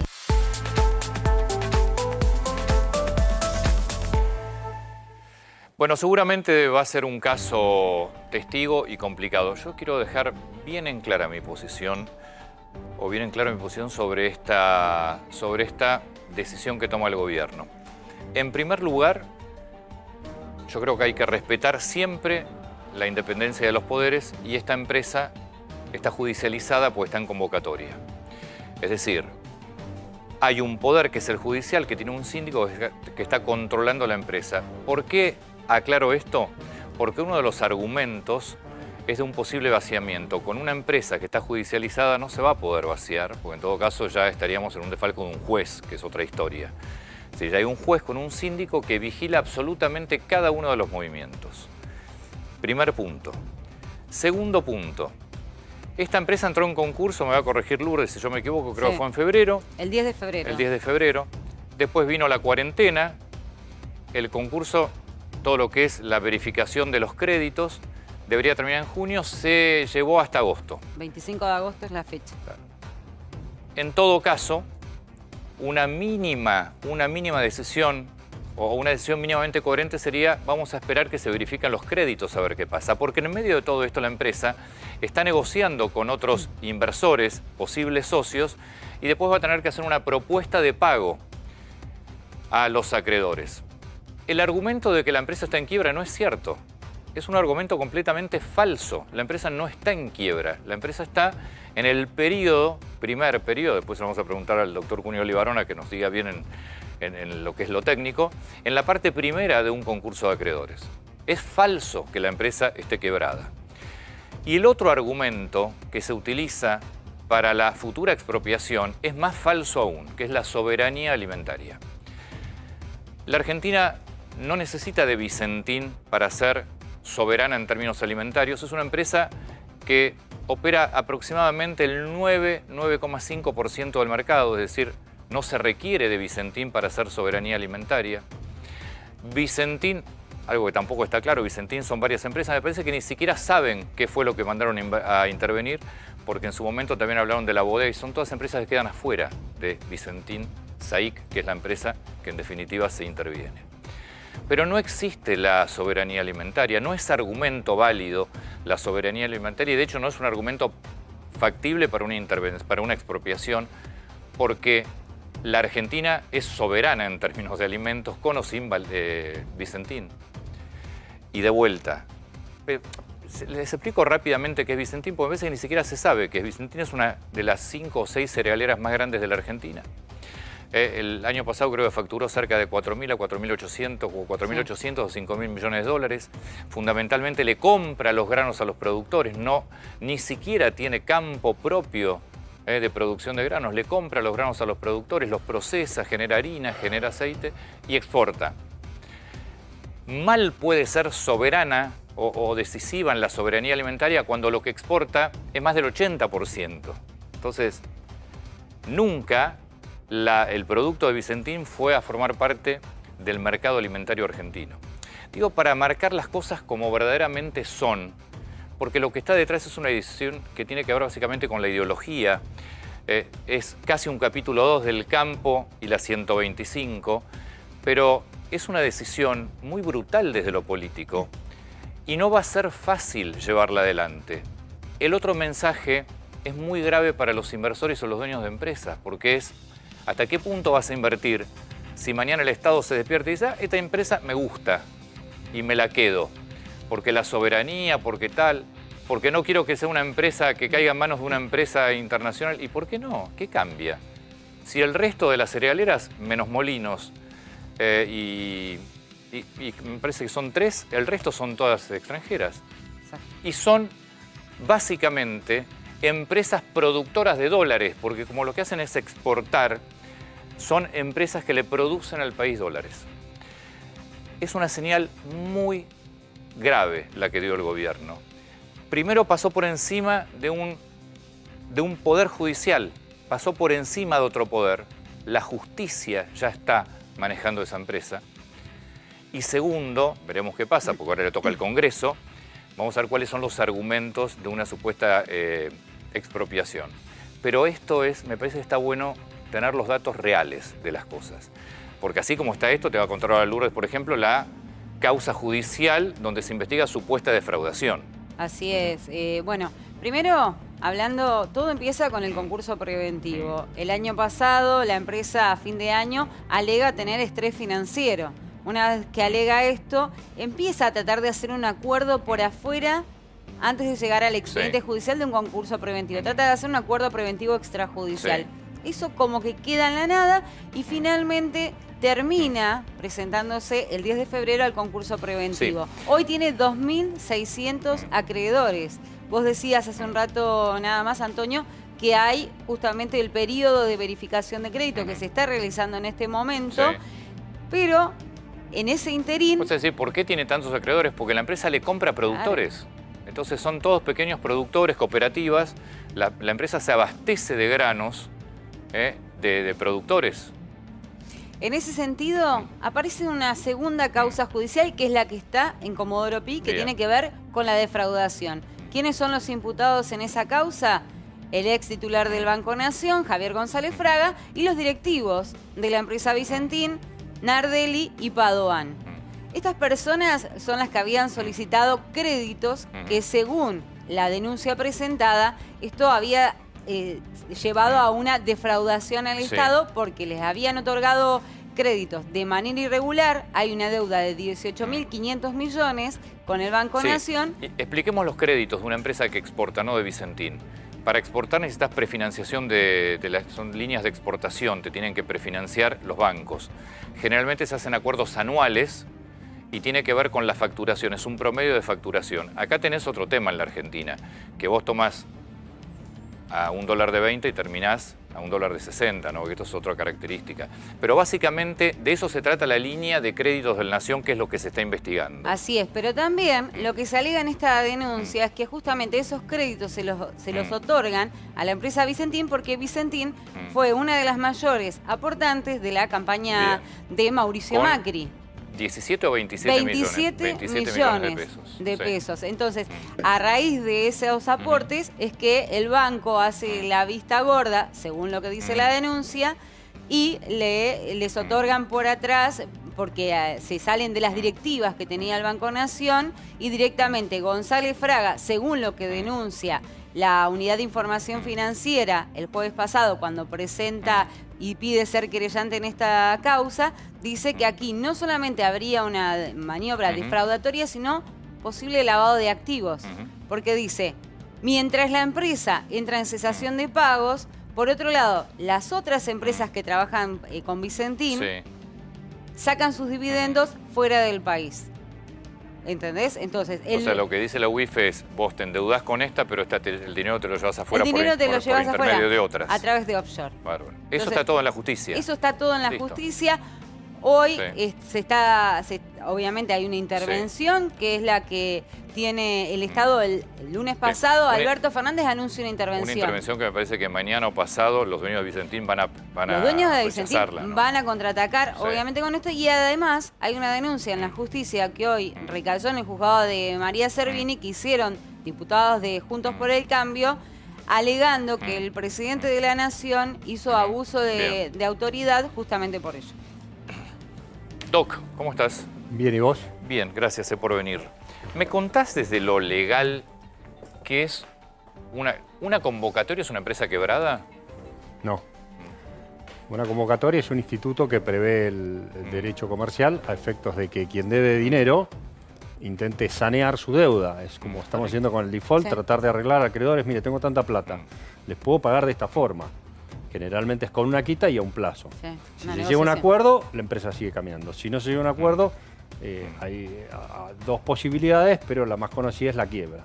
Mientras tanto esto funciona así, los administradores siguen a cargo de la empresa. Pero lo que es importante destacar, lo que vos mencionaste, es que mientras esto esté en un proceso concursal, hay un juez que debe velar por el patrimonio de la compañía. Exactamente. Tiene la potestad el juez de nombrar un vedor, puede nombrar un coadministrador, hasta puede nombrar una intervención, si ve que el manejo de los directivos no es acorde a las necesidades de la compañía. Claro, lo que pasa es que hasta el momento no hubo nada nuevo. Yo hablaba con los síndicos y les preguntaba y me decían, no hay nada nuevo que amerite una intervención. Porque hasta ahora, uno de los argumentos fue, no, el Estado es el principal acreedor y por las dudas tenemos miedo al vaciamiento, pero ¿qué te van a vaciar si era un juez que está manejando todas las Igual, cosas? acá me parece se mezclan dos cosas. Una, la sospecha de un manejo irregular por parte de los directivos, y otra es, tengo que mantener una fuente de trabajo. El juez va a evaluar todo y como es el Poder Judicial, que es el competente en la materia, que es lo que vos estás diciendo, tenemos tres poderes, Poder Ejecutivo, Judicial y Legislativo. En este caso es el Poder Judicial el que debe resolver el tema y asegurarse porque no haya irregularidades en el manejo. De hecho, el juez tiene la obligación, si no cometería el delito de omisión de denuncia, al ser un funcionario público, si toma conocimiento de un delito, él tiene obligación de denunciar si sospecha que hay un manejo ilícito en la administración de la compañía. ¿Se entiende? Y será la compañía, o sea, tenemos que dividir. Si acá hubo un manejo irregular, que se investigue por un lado. Pero por otro lado, eso no te habilita a vos a intervenirlo. A llevarte la apuesta. Ahora, y en todo caso, el que tiene competencia para eso es el Poder Judicial. Después de la reunión que tuvo Alberto Fernández con, donde estuvo Perotti, que es el gobernador, y donde estuvo también Sergio Nardelli, Perotti lo primero que dijo, acá estamos hablando de un salvataje de la empresa. Yo cuando me hablas de cuando uno escucha la palabra salvataje, yo me imagino el artículo 48 de la Ley de Concursos y Quiebras, que es el famoso crackdown. Ahora, lo que dice el gobierno no es ese tipo de salvataje. Ellos quieren salvar a la empresa ¿de qué? No, bueno, acá muchas veces ha dicho, no, estamos haciendo lo mismo que Lufthansa, estamos haciendo lo mismo que hizo el Citi. Pero nada que ver con Lufthansa. Son temas totalmente distintos. De hecho, en el Citi de Estados Unidos lo que hizo, bueno, te voy a ayudar, te doy plata, compró acciones y después las devolvió. Las acciones se las recompró el Citi. Lufthansa es por 2 años el acuerdo, lo pide Lufthansa, Sí, exacto. y es el 25%. Y nunca se habló de expropiación. No, pero además es por 2 años. Y lo pide Lufthansa, o sea, hacen comparaciones completamente diferentes. Por eso yo creo, igual hay que diferenciar, porque acá nosotros tenemos que analizar hasta ahora un decreto de necesidad de urgencia, el 522, que lo que dispone es una intervención por 60 días. Claro. El presidente no está ordenando la expropiación, está diciendo yo voy a mandar un proyecto porque eso va por ley. Claro, el que puede definir eso es el Poder Legislativo, ¿se entiende? Pero ese decreto para mí está violando claramente la división de poderes. Te voy a sumar, Ricardo, pero le voy a sumar a Eduardo Bussi también. Ah, perfecto. Ustedes compartieron mesa de enlace, fueron de los grandes luchadores contra la 125, pero hoy tienen formas diferentes de pensar sobre esto, porque Bussi Eduardo está a favor de la intervención. Eduardo, ¿estás por allí? Acá estamos, Antonio. Bien. ¿Cómo estás? A la mesa, un saludo. Bueno, muchas gracias. La verdad que queremos escucharlos, tanto a vos como a Ricardo, dos personas de laburo y del sector, pero de laburo, de mucho laburo, que nos digan qué piensan de esto. Te escucho a vos, Eduardo. Bueno, bien, esto ya, o sea, a ver, todo lo que se decía recién de los enfoques legales, altamente respetable, pero hoy ya está tomada una decisión del gobierno de una intervención. No sé hasta qué punto se elaboró el proyecto de expropiación, pero la intervención es una decisión tomada. Entonces, como acá en Santa Fe, yo estoy en Rosario ahora, conocemos la situación, la preocupación, la angustia, al punto tal que, fíjate vos, Daniel Nassini, que es el presidente de la Bolsa de Cereales de Rosario, que es muy difícil que un presidente de una bolsa de cereales opine, hoy opinó, digamos, muy críticamente de la actitud de Vicentín. Conozco agricultores federados argentinos que tienen una deuda ahí. La Asociación de Cooperativas Argentinas, 5.000 millones de pesos. Hay corredores de granos, acopios, pequeños y medianos productores, un montón de gente para cobrar por una cifra de más de 50.000 millones de pesos. Entonces, en el proceso judicial, que está bien, está vigilado por el juez, digamos, actuante, digo, yo, por olfato de perro, digo, acá a lo que van a terminar jodiendo es a los productores. O sea, los productores van a terminar cobrando tarde, mal o nunca, digamos. Entonces, si acá hay una intervención que le facilite y le da la expectativa a los productores agropecuarios, a sus acopios, las corredoras de grano, de poder cobrar, digo, entonces por eso yo me expresé diciendo esto fue oportuno. No digo que estoy a favor, ni tampoco estoy tirando cohetes. Es oportuno porque lo que veo venir es que la gente nuestra, la que con Ricardo defendimos y que tenemos que seguir defendiendo, va a ser la última en la cola de cobrar. Este es el problema, Antonio. Entonces, digo, si esto garantiza que la gente pueda cobrar, es un paso que, digamos, hay que mirarlo. No hay que caer en el maniqueísmo. El maniqueísmo viene de Manes, siglo III después de Cristo, digamos, la teoría del bueno y el malo de manera eterna, sin puntos intermedios. Entonces, a mí me parece que hay que ir a ver con algún tipo de expectativa la posibilidad que los productores puedan cobrar y después será toda una discusión el cómo sigue este proceso, porque ya después hay ribetes que son mucho más complicados. ¿Entiende, Antonio? Sí. ¿Ricardo? Primero, Eduardo, ¿cómo te va? Buenas noches. Creo que todos compartimos la misma preocupación. Un gusto, Ricardo. ¿Cómo andás? Creo que todos, yo también comparto la preocupación que tiene Eduardo. Lo que uno se tiene que preguntar es si es el camino correcto. Entonces, yo dividiría en dos partes. Uno es la intervención, como decía el doctor, la intervención es ilegal, inconstitucional, innecesaria, porque la empresa está intervenida. Y le está pidiendo a través de un DNU a otro poder del Estado que avale la irregularidad que está cometiendo el otro poder, que es el Poder Ejecutivo, y que seguramente lo va a tener en el Senado, ¿no? Entonces, estamos haciendo que dos poderes violen la Constitución. Este es el primer punto. No está configurada aún, no está claro si Vicentín, los directivos de Vicentín se sentaron con el presidente, el gesto que les pidió el presidente era que asumiera el interventor, pero se va a resolver cuál es la cosa. Yo avalo lo que dice Eduardo, a mí me preocupa exactamente lo mismo, pero lo que quiero decir es que se puede hacer de otra manera. A nadie escapa que hubo y hay actores interesados en intervenir en esto, pero y privados, que el gobierno dijo no porque no los quiere. Creo que todos sabemos de los que estamos hablando. Sí, hay nacionales y extranjeros. Hay nacionales y hay extranjeros. Entonces yo digo, el gobierno me lo plantea como esto, patria o muerte, digamos, para decirlo en términos... y yo creo que no es así. Yo exploraría la posibilidad que sectores privados de capitales nacionales, si querés, en este proceso de xenofobia, los capitales internacionales que de golpe irrumpe, decir, bueno, a ver, si hay capitales nacionales, como bien dice Eduardo, a mí me parece muy importante AFA y ACA, porque son las que van a... Sí, ¿pueden explicar? Pues ACA es la de las cooperativas. ACA es y AFA, Federados Argentinos, de la Federación Agraria, y ACA de Coninagro. Entonces, a mí me parece muy loable que tratar de defender eso. Ahora, la pregunta es esta. Si el proceso de verificación de créditos no ha finalizado, doctor, y después vendrán la impugnación o no de los créditos, ¿qué estamos estatizando? Y esos productores que tanto Eduardo como yo compartimos y todos los proveedores de servicio, ¿qué estamos estatizando? ¿Qué está comprando el Estado y cómo sabemos nosotros, los argentinos, qué pasivo tiene la empresa? ¿Podemos hablar de los tiempos, los que dice Ricardo? Acá me parece que lo principal es respetar la seguridad jurídica. Tenemos una ley, no puede ser porque me gusta o no me gusta. ¿Sabes lo que pasa? Todos buscamos lo mismo, todos buscan mantener la fuente de trabajo, todos buscan que se cancele la mayor cantidad de la deuda posible. Pero si tenemos una ley, tenemos que respetar la ley, si no, cámbienla con el poder legislativo. Sumate, Eduardo, dale.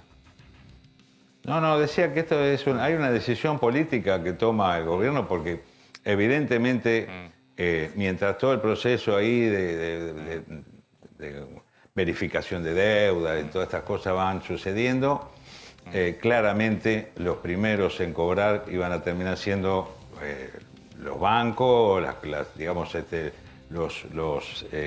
algunos actores muy vinculados a Vicentín.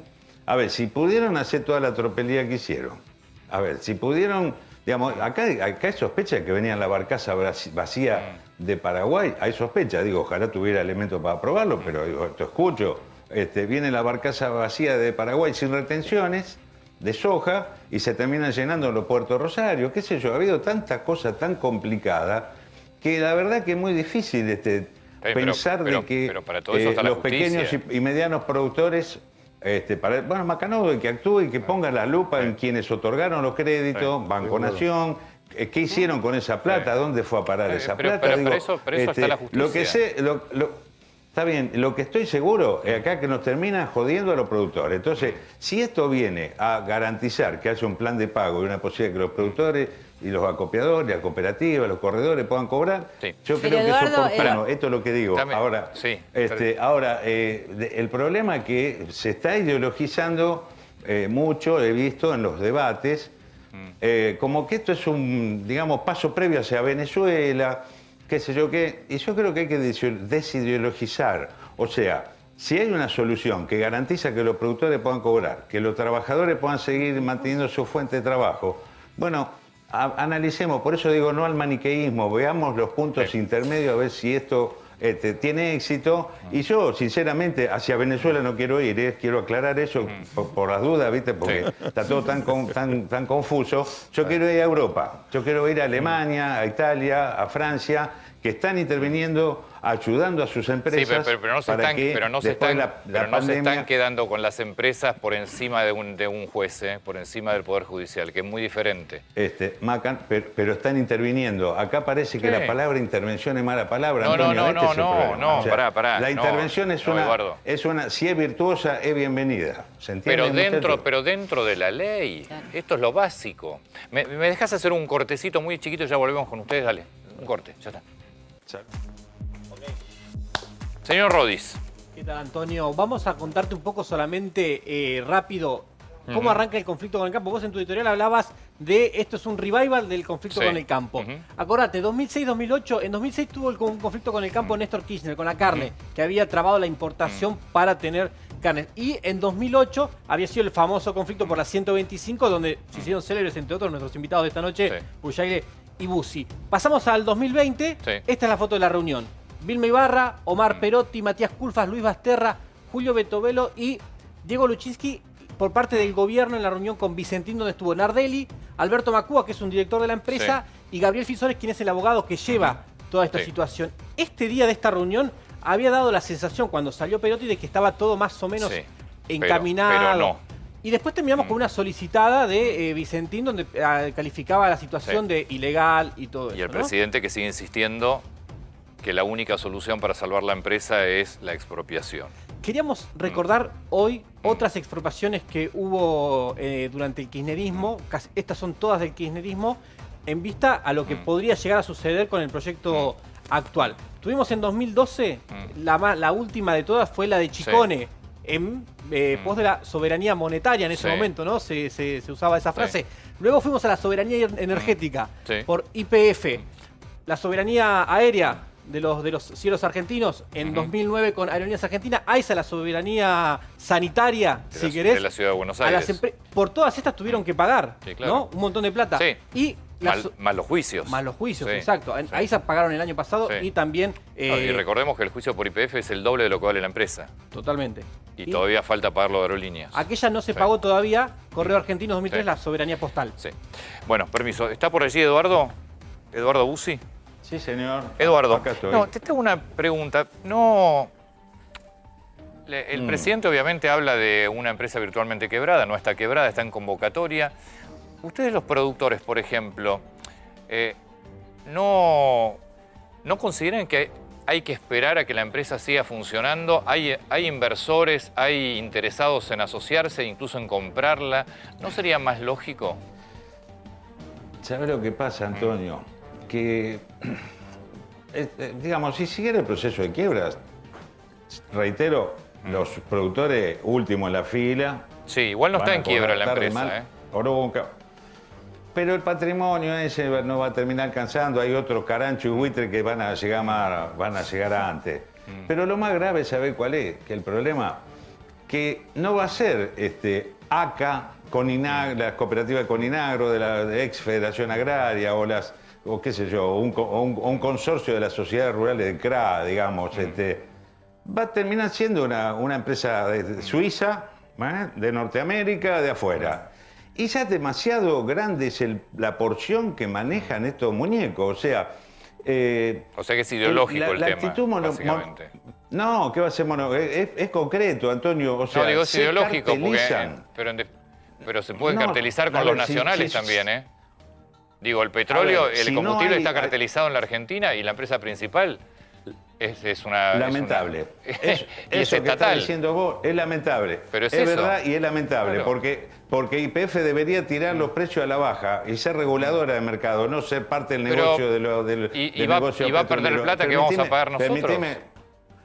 Permíteme hablar. Sí, digo, si del cadáver de Vicentín lo que queda es otro pedazo más de otro grupo extranjero para que siga monopolizando y cartelizando la formación de precios. ¿Sabe las veces que vi que el precio internacional, multiplicado por el tipo de cambio, descontadas retenciones, podía haber sido siempre mejor y siempre se cartelizan las exportadoras y terminan pagando precios menores?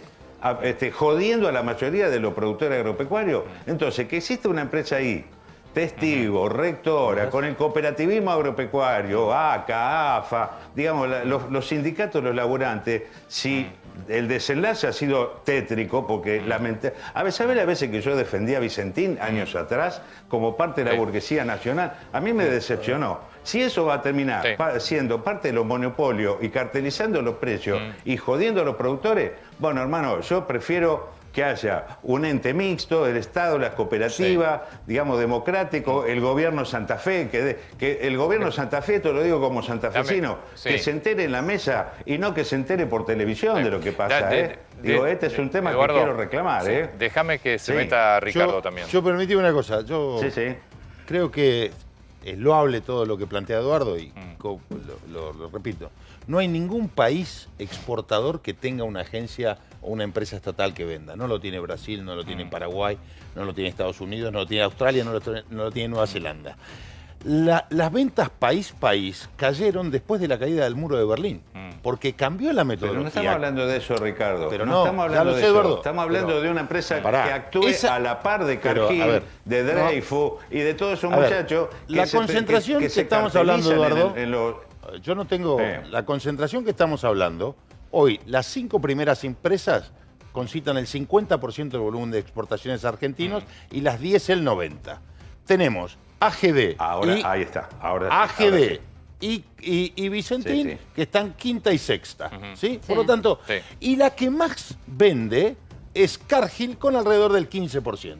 Entonces, si vos me decís que hay una enorme concentración, yo te digo no, porque está repartido, digamos.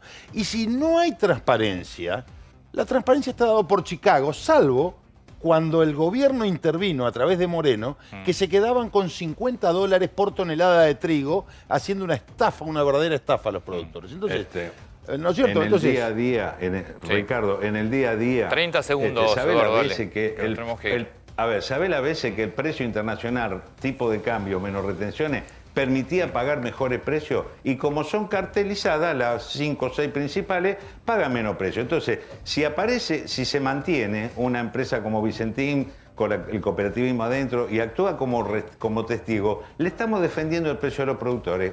Que me parece que en eso vos y yo tendríamos que poner espalda con espalda. No estamos hablando de estatizar, de hacer cosas país a país. Digo, eso no, nadie piensa en eso. Estamos pensando que no le demos ese pedazo de mercado y de vínculo con la producción, no se lo terminemos dando a una empresa extranjera, hermano. Tengamos, digamos, herramientas de interés nacional, que defiendan lo nacional y que defiendan a los productores.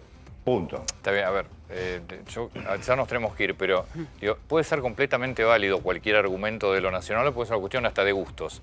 Lo que no se puede es pasar por arriba de la justicia, romper reglas. Eso sí que no se puede permitir, más allá de que sea Vicentín o que sea cualquier empresa. Me parece que es fundamental eso. Eduardo, mil gracias. Muchas gracias. Gracias a ustedes. Por favor, Ricardo, muchas gracias. Gracias, Antonio. Doc, Cristian, muchas gracias también. Gracias. Nos vemos el próximo domingo a las 8 de la noche. Se quedan como siempre con Alejandro Fantino, Débora Plager.